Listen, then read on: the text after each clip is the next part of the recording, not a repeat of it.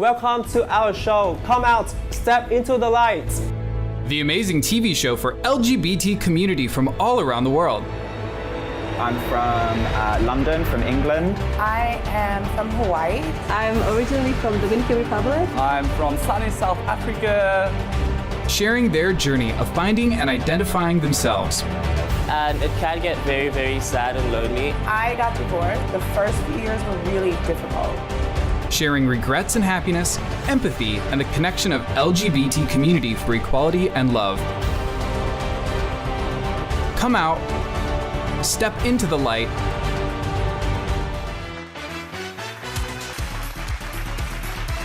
Welcome to the show. Come out, step into the light. My name is Alushka. And I'm Tonle. And today, what are we doing today? We will have many stories to share with our guests. So, welcome the guests. Hello. Can you introduce something about yourself to the audience? Yes, hello everyone. My name is Zak Kellerman. I'm... Karelman. Yeah, it's a mouthful, but I respond to anything, so you can call me anything. When I was about seven years old, my mum got cancer. And then when I was 8, she passed away from it. When I was grade 5, my dad married again, get along really well. Well, today I can look, she was just after my dad's money, and he committed suicide.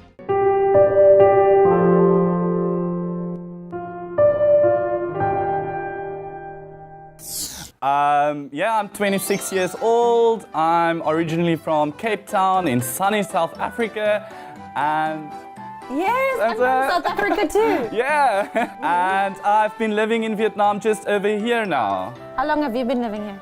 I am Vietnamese, sorry. Okay. What brought you to Vietnam? Well, yeah, a lot of people ask me that always. There's no particular reason I came here. After studying, I really wanted to go abroad. How many countries have you been before you went to Vietnam? Probably about 20. Holy moly, 20! Okay, and of all of those, you decided to stay in Vietnam? Why? Yeah, I don't know, I didn't know a lot about Vietnam. I wanted to go abroad, the opportunity was there between a few countries, and actually it was just the climate that brought me here because I don't like the cold. Neither do I. Vietnam is so nice and hot. Are there any countries that you would like to visit? Actually, I don't like to travel a lot. I just want to stay here. Why? I don't know, because I'm one of a kind. Okay. And what do you do for living here in Vietnam? I'm an English instructor. Yeah. When did you realize that you are different from the other boys? I think at a very, very young age I knew it. Probably 6, 7 years old. I would rather play with girls than throw a rugby ball around the guys. That just didn't tickle my fancy at all. I just knew I wasn't the same as my friends that were boys. Yeah. Do you think that in general you had a good childhood being so different, or was it difficult for you? I think there was difficult parts of it, but it was more inner struggle for me. Being gay, usually naturally you're very self-confident. Yeah. It comes with it. Yeah, I can feel it actually. The energy around him is just quite confident. Yeah. So from a young age, I was very confident and self-assured, and I knew I had to be strong always. But I was very confident from a young boy, so when I was being called names a few times, and I would just say something witty, and I was like, y'all are a bit dumber than I am, so I don't really care. Just because I can't throw a ball doesn't mean I'm any less of a person. Yeah. That didn't bother me too much, to be honest. Yeah. So you didn't have to hide yourself?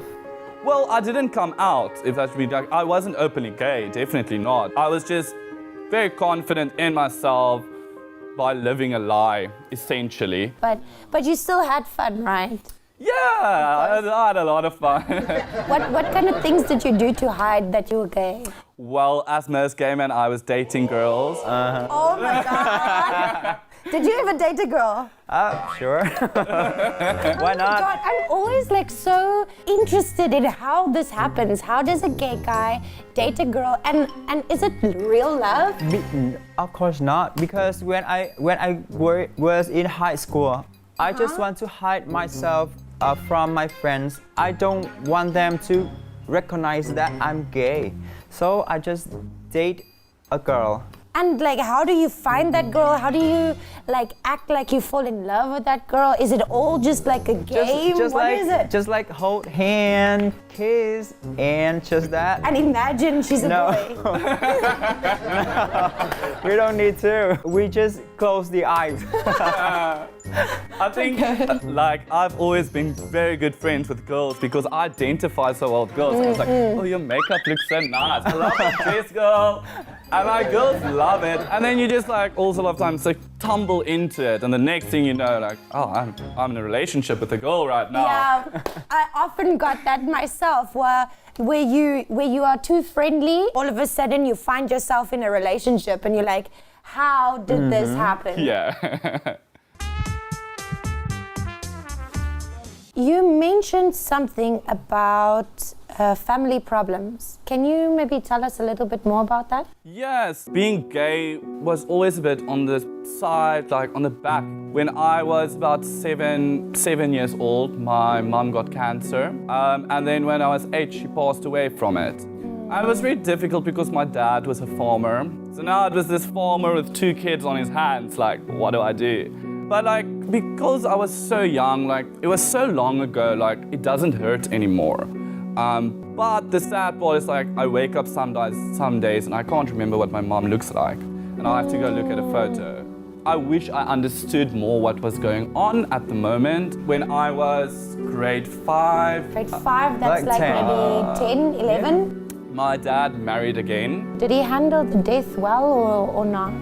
Well, in great Afrikaans spirit, we didn't handle it at all. Oh yeah, you just kind of put it away. Put it away and let's move forward. But yeah, we didn't get along really well. Well, today I can look, she was just after my dad's money. But she like didn't allow me to see any part of my mom's family for 5 years. Like, Who does that? that was a bad situation we were in, and it just all boiled up. And then when I was grade 10, That's like 16. things are just going up in flames. She was manipulating him. Afrikaans spirit couldn't handle it, and he committed suicide.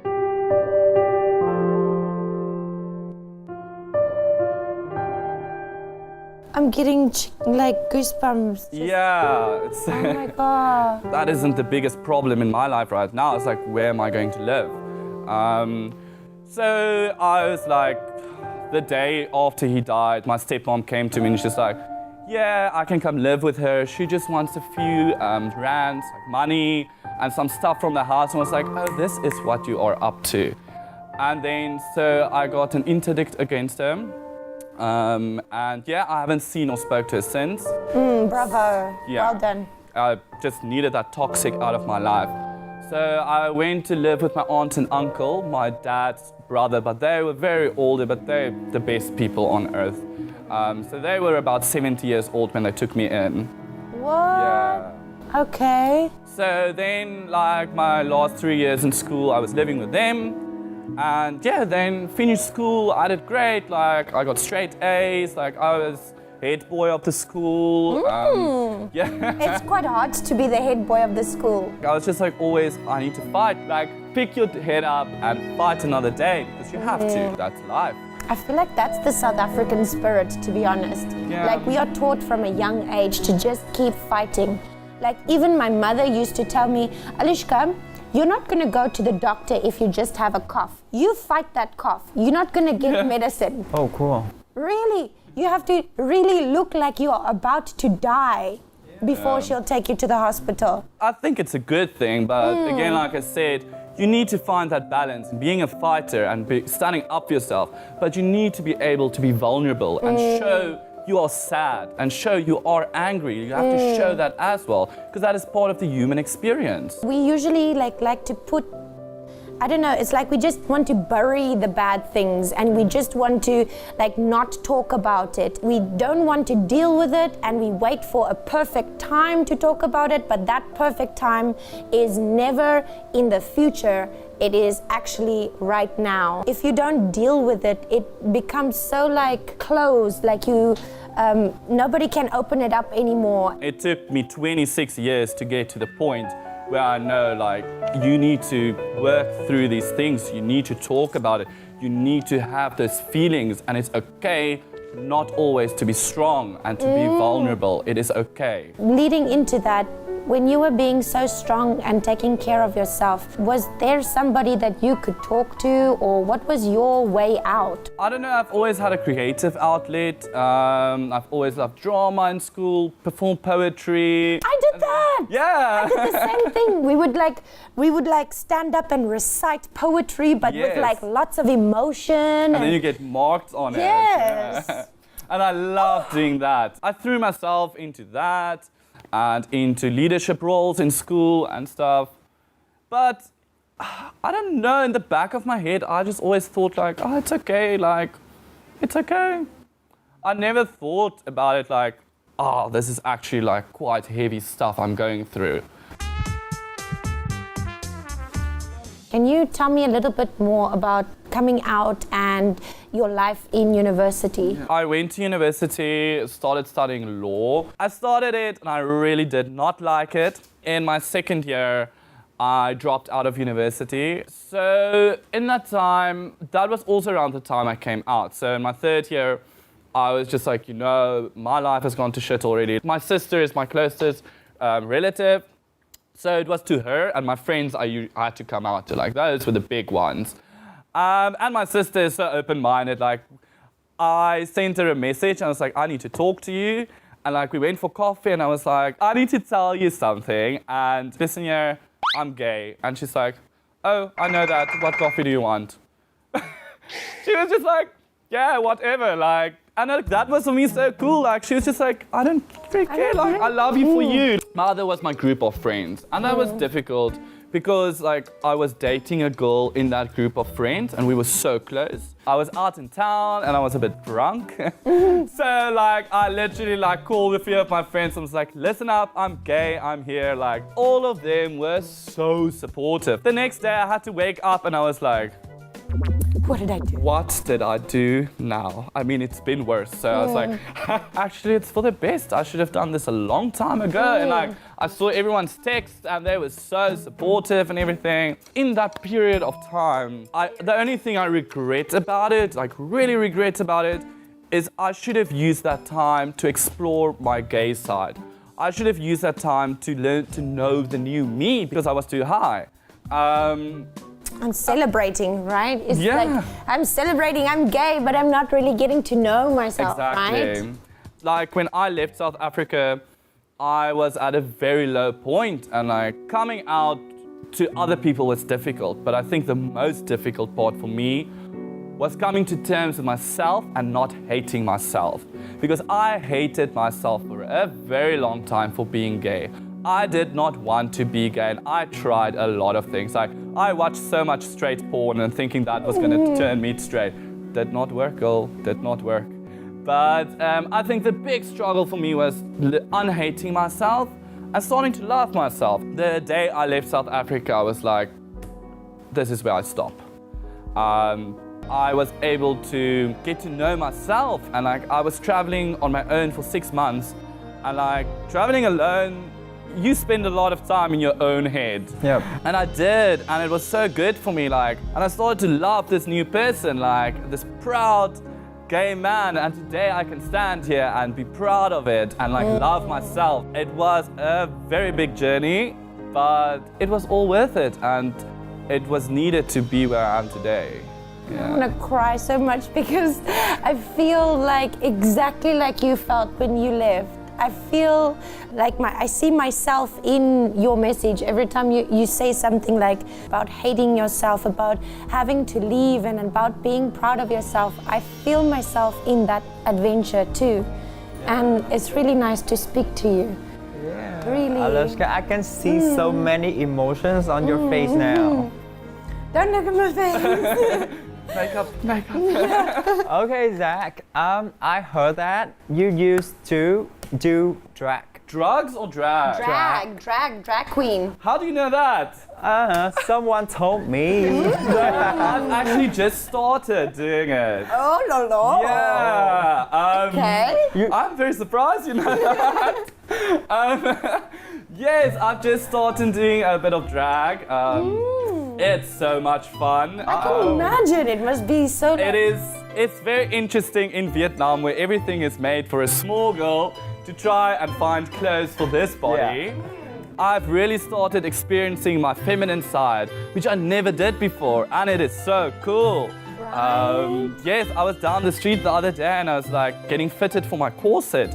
And like this little Vietnamese lady, she can't speak a word of English, but she was just like lacing me into that corset. I've just started doing, so hopefully stage near you. Actually, I've seen drag shows by Gender Funk. Yeah. Gender Funk is one of the events that does drag shows, and the shows are amazing. It's so really high good. power, so like high energy, so like free. Yeah, and it's such a safe space. Like, if I go to a gender funk event, I usually dress up as a girl. Like, don't put makeup on, just a boy in a dress. And like, people don't bat an eye. Like, it's like, yeah, you do you. You do you, boo. And it's great. It's given me like the confidence and the self-empowerment to start doing drag. Yeah. And I know in South Africa we have two cultures, which is English and Afrikaans. Hearing from your accent, I think that you are Afrikaans. Yes, I come from a very Afrikaans community. When I was growing up, the Afrikaans community is quite like a man should be manly and a girl should be girly. I don't know, did you experience that? Definitely. Growing up, I grew up in a very, very small town in South Africa, like extremely small. Everyone knows each other. With like the Afrikaans culture comes naturally like Christianity, like strong Christian beliefs. And conservative Christian belief. And from a young age, like, people have told me, like, you have to be more masculine because you are a boy. You have to play certain sports. You shouldn't play with dolls, even though I did in my spare time. But so like, there was very strong lines between male and female, or masculinity and femininity, very, very strong. And I just never fit in it. I never could wrap my head around the idea, like, why am I not allowed to wear pink? Why? Do you ever wear pink? Sure. But not so strong. Just like Like subtle. Yeah, subtle. You were subtle, okay.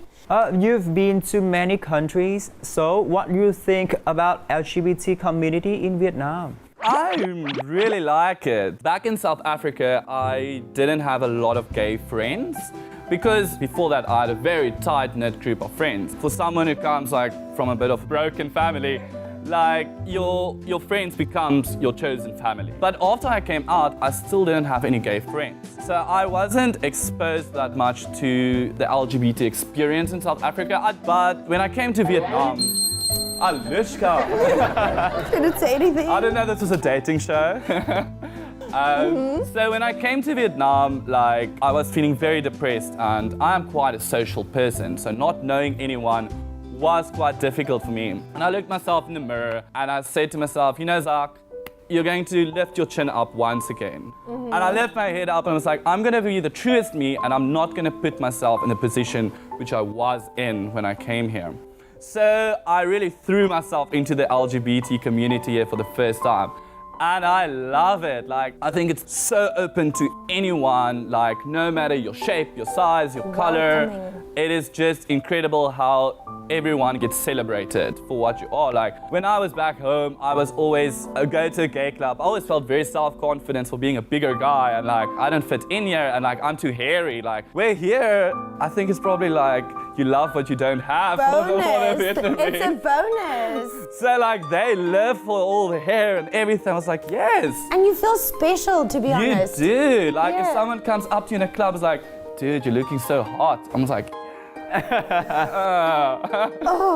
You're just like, you stand up in the mirror and I'm like, Feeling myself. yeah, like, I'll sleep with you on the first date. But, how many guys have you dated in Vietnam? I've probably like seriously seen 2 guys.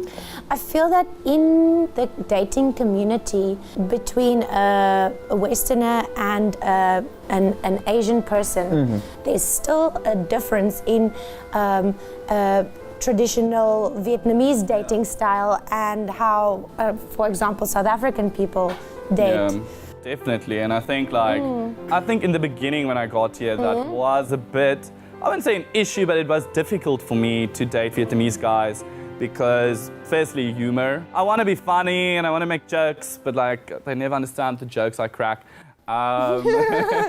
Would you say that you have yellow fever? Strong, yes. Do you know what yellow fever is? No. Okay, so let me explain to you what is yellow fever. Before I came to Vietnam, I was not interested in Asian people at all. There's obvious distance between us because of our culture. But then somehow one day, there was a day I met a guy and that guy changed my life. Oh, I guess he came from Japan. Oh, no, that's my current boyfriend. My ex-boyfriend, or even the guy before them. It was just a random fling. But this guy really changed the way that I thought about Asian people.